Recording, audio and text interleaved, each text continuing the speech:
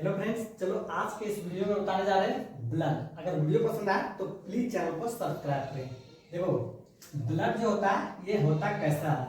सबसे पहला, ये जिस तरह दिख रहा है उस तरह होता नहीं है। यहाँ पे ऐसे ही देखो, ये ब्लड किस तरह से होता है, ये लिक्विड में होता है।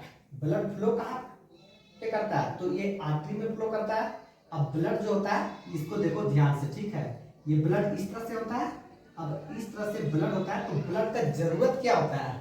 देखो, ब्लड जो होता है ये फाइनली पहुंचता कहां तक है, तो यहाँ पे देखो ये होता है ग्रुप ऑफ सेल्स। इसी को बोलते हैं हम लोग क्या, टिश्यू।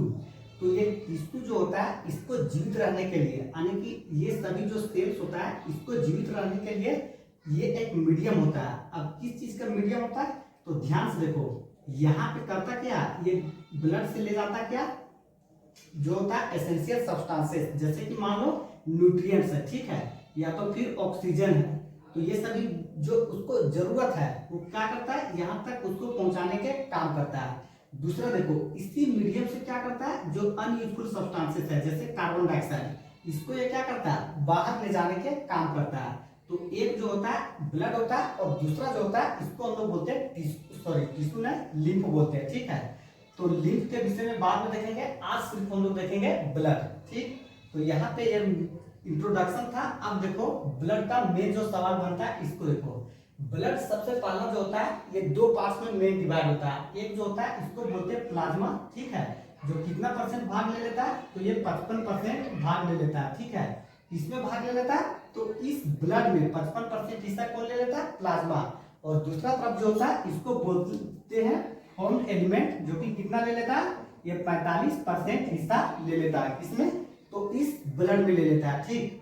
अब ध्यान से देखो, यहाँ पे दो डिस्ट्रीब्यूशन हो जाता है। इसके बाद इधर जो है ये प्लाज्मा को देखेंगे, उधर जो है फॉर्म्ड एलिमेंट को देखेंगे। लेकिन इससे पहले यहाँ पे एक बहुत इंपॉर्टेंट सवाल बन जाता है कि ब्लड का कंपोजिशन क्या होता है। तो इसको ध्यान से देखो, ब्लड का कंपोजिशन में क्या होता है। तो सबसे पहले टिक करेगा किसको, प्लाज्मा को एक, दूसरा कौन सा हो गया, फॉर्म्ड एलिमेंट। तो फॉर्म्ड एलिमेंट सिर्फ सिंगल नहीं, उसके अंदर देखो फॉर्म्ड एलिमेंट जो होता है ये तीन भाग में डिवाइड हो जाता है। एक हो जाता है WBC, दूसरा हो जाता है RBC, और तीसरा हो जाता है प्लेटलेट्स। तो इधर से 3 और इधर से 1, यानी कि 1 + 3, ये चार चीज से मिल करके बना हुआ होता है। तो ये बहुत इंपॉर्टेंट सवाल था, इसीलिए इसको टिक करके रखेगा, ये बहुत बार सवाल में आता है। अब इसके बाद देखो प्लाज्मा, ठीक है।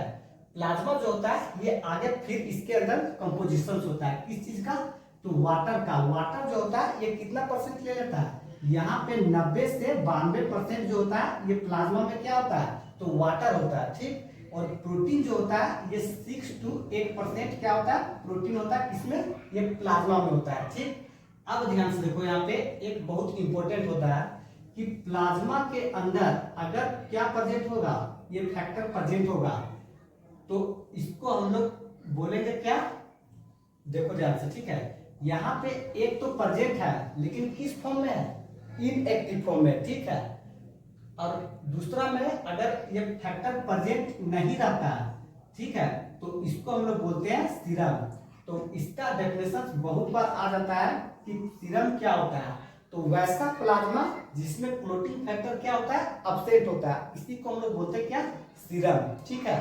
तो इसका डेफिनेशन बहुत इंपॉर्टेंट होता है, इसलिए इसको ध्यान रखने की कोशिश करेगा। अब इसके बाद जो होता है नेक्स्ट है, ठीक है। तो प्रोटीन जो होता है ये कितना में डिवाइड हो जाता है, तो प्रोटीन जो होता है ये मेनली यहाँ पे 3 तरह के प्रोटीन होता है, ठीक है। पहला जो प्रोटीन होता है इसको बोलते हैं फिब्रिनोजेंस, ठीक है। दूसरा जो प्रोटीन होता है इसको बोलते हैं ग्लोबुलिन्स, और तीसरा जो होता है इसको बोलते हैं अल्बुमिन्स, ठीक है। अब तीनों का जो फंक्शन होता है ये बहुत ज्यादा इंपॉर्टेंट होता है। ये ब्लड के कोगुलेशन के लिए होता है, कौन, फिब्रिनोजेन, ठीक है। और ये ग्लोबुलिन्स जो होता है ये होता है डिफेंस, यानी कि किसी से क्या करता है, डिफेंस मतलब फाइट करने के काम करता है, तो डिफेंस ग्लोबुलिन्स के लिए होता है, ठीक। और अल्बुमिन्स जो होता है ये ऑस्मोटिक बैलेंस, ब्लड के अंदर ऑस्मोटिक बैलेंस बनाने के काम करता है, ठीक। अब ध्यान से देखो, यहाँ पे प्लाज्मा में ये वाटर तो था, लेकिन हल्का अमाउंट में यहाँ पे क्या प्रेजेंट होता है, तो ध्यान से देखो यहाँ पे कुछ मिनरल भी प्रेजेंट होता है, ठीक। ये मिनरल कौन कौन सा होता है, तो इसको बोलते हैं हम लोग पहले, सबसे पहले Na+, ठीक है। उसके बाद कैल्शियम, ठीक है। उसके बाद मैग्नीशियम, यहाँ पे प्लस साइन को ध्यान रखेगा। Na के पास मात्र एक प्लस साइन है और कैल्शियम के पास डबल है, मैग्नीशियम के पास डबल है। ये केमिस्ट्री में होता है, लेकिन यहाँ पे ध्यान रख लेगा, कभी कभी साइन भी दे देता है, ठीक है। हालांकि ये 11th क्लास में दे देता है आयरन का, उसमें बायोमोलिक्यूल चैप्टर में, ठीक है। तो यहाँ पे देखेगा बाइकार्बोनेट और इसके बाद क्लोरीन, ठीक। अब ये मिनरल तो प्रेजेंट होता है, इसके अलावा प्लाज्मा में और क्या होता है, तो ध्यान से देखो, ग्लूकोज होता है, अमाइनो एसिड होता है, उसके बाद लिपिड होता है। अब इतना चीज मिला करके क्या बन जाता है, प्लाज्मा बन जाता है, ठीक। तो इस तरह से यहाँ पे हम लोग देखते हैं प्लाज्मा का क्या हो जाता है, पूरा कंप्लीट हो जाता है। तो इधर कंप्लीट हो जाता है। अब हम लोग चलते हैं उधर फॉर्म्ड एलिमेंट के तरफ। ध्यान से देखो, फॉर्म्ड एलिमेंट में जो है सबसे पहला डिफरेंस होता है, ठीक। तो सबसे पहले हम लोग प्लेटलेट्स की बात करते हैं, क्योंकि प्लेटलेट जो होता है ये मात्र सिर्फ एक ही बीमारी को बनाता है, क्लोटिंग डिसऑर्डर, ठीक है। तो इसके अलावा यहाँ पे दूसरा कोई प्रॉब्लम नहीं होता है। इसका जो नंबरिंग होता है ये 1.5 लाख से 3 लाख के बीच में होता है, उतना ज्यादा नंबरिंग उसका आएगा नहीं, ठीक है। अब ध्यान से देखो, डिफरेंस जो है मेन व्हाइट ब्लड सेल्स और आरबीसी, इसके बीच में क्या होता है। हालांकि देखो, इसका तो ये सवाल नहीं आएगा, लेकिन प्लेटलेट्स का नाम को ध्यान रखेगा। इसका दूसरा नाम होता है, यहाँ पे लिखा हुआ नहीं है, थ्रोम्बोसाइट, ठीक है। प्लेटलेट्स को दूसरा क्या बोलते हैं, थ्रोम्बोसाइट, ठीक। अब ध्यान से देखो, यहाँ पे जो है व्हाइट ब्लड सेल्स, इसको हम लोग बोलते हैं ल्यूकोसाइट, और जो होता है रेड ब्लड सेल्स, इसको बोलते हैं हम लोग इरेथ्रोसाइट। ये नाम जो है इसका बहुत इंपॉर्टेंट है, ठीक है। इरेथ्रोसाइट, ल्यूकोसाइट यहाँ पे देख लो, और इसका हम लोग बोलते हैं इरेथ्रोसाइट, ठीक। देखो, अब जो है डिफरेंस इन दोनों में ये क्या होता है। सबसे पहले नंबर पे देखो, ये है कलरलेस और ये है रेड कलर, ठीक है। तो व्हाइट ब्लड सेल जो होता है, नाम से लग रहा है व्हाइट, लेकिन इसका कलर व्हाइट नहीं होता है, क्योंकि यहाँ पे क्या होता है, ये हेमोग्लोबिन जो पिगमेंट होता है, ये हेमोग्लोबिन पिगमेंट एब्सेंट होता है, और इसी की वजह से यहाँ पे कोई कलर नहीं बनता है। तो व्हाइट ब्लड सेल्स कैसा बन जाता है, कलरलेस बन जाता है। और रेड ब्लड सेल्स में देखो, हेमोग्लोबिन जो होता है, इसके अंदर आयरन कंटेनिंग पिगमेंट प्रेजेंट होता है, और इसी की वजह से इसका कलर जो होता है कैसा हो जाता है, लाल हो जाता है, ठीक। अब ध्यान से देखो, प्लस क्या होता है, ये WBC के पास कलर तो कोई नहीं होता है, लेकिन इसके पास न्यूक्लियस जो होता है ये बहुत अच्छा से डिफाइंड होता है। सेम कंडीशंस क्या हो जाता है, इसके पास न्यूक्लियस किसी भी तरह के डिफाइंड नहीं होता है, ठीक, आरबीसी के पास। अब ध्यान से देखो, यहाँ पे बहुत इंपॉर्टेंट सवाल बनता है कि आरबीसी का जो फॉर्मेशन होता है ये अलग साइड पे होता है, और ये मरता कहाँ पे, डेथ होता है, ये अलग साइड पे होता है। कहाँ पे होता है, तो देखो, इसका फॉर्मेशन जो होता है ये बोन मेरो में होता है, और डेथ कहाँ पे होता है, तो स्प्लीन में होता है, डिस्ट्रॉय ये यहीं पे कर जाता है, ठीक। अब इसके बाद देखेगा तो इसको हम लोग बोलते हैं graveyards of red blood cells, बहुत इंपॉर्टेंट होता है, ठीक है, बहुत बार सवाल में आता है। और इसके बाद यहाँ पे देखेगा तो डेथ और इसका जन्म के बीच में जो लाइफ साइकिल होता है ये कितना दिन का होता है, तो ध्यान से देखो, 120 दिन का इसका जीवन काल होता है, किसका, आरबीसी के। लेकिन इसका जीवन काल देखते हैं तो बहुत कम दिन का होता है, ठीक है। अब ध्यान से देखो, यहाँ पे कुछ जो होता है इंपॉर्टेंट फंक्शंस, ये जो हेमोग्लोबिन होता है इसी की वजह से ये करता क्या है, तो रिस्पायरेटरी सब्सटेंसेस जैसे ऑक्सीजन है, ठीक है, इसको अंदर ले जाना और कार्बन डाइऑक्साइड को बाहर ले जाना, ये सभी को क्या करता है, ये ट्रांसपोर्ट करने में मदद करता है, ठीक है।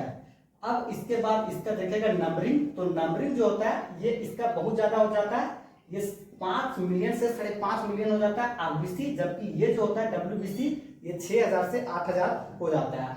इसके बाद यहाँ पे इसको देखेगा तो ये प्रत्येक 100 ml, ठीक है, आरबीसी जो होता है 12 से 16 ग्राम हर एक 100 ml ब्लड में से, ठीक है, आरबीसी जैसे भी आप रखो हर एक 100 ml में से, ठीक है, 12 से 16 ग्राम जो होता है ये क्या होता है, तो ये हेमोग्लोबिन प्रेजेंट होता है आरबीसी में, ठीक। तो इस तरह से यहाँ पे इसको देख लेगा। अब ध्यान से देखो, नेक्स्ट जो है इसको, यहाँ पे व्हाइट ब्लड सेल्स जो होता है ये प्लस पॉइंट कर जाता है, आरबीसी तो वहीं पे स्टॉप हो जाता है, लेकिन व्हाइट ब्लड सेल्स जो होता है ये आगे और ज्यादा डिवाइड होता है। डिवाइड किसमें होता है, इसको देखो, एक तरफ जो होता है इसको बोलते हैं ग्रेनुलोसाइट, और दूसरा तरफ जो होता है इसको बोलते हैं अग्रेनुलोसाइट, ठीक है।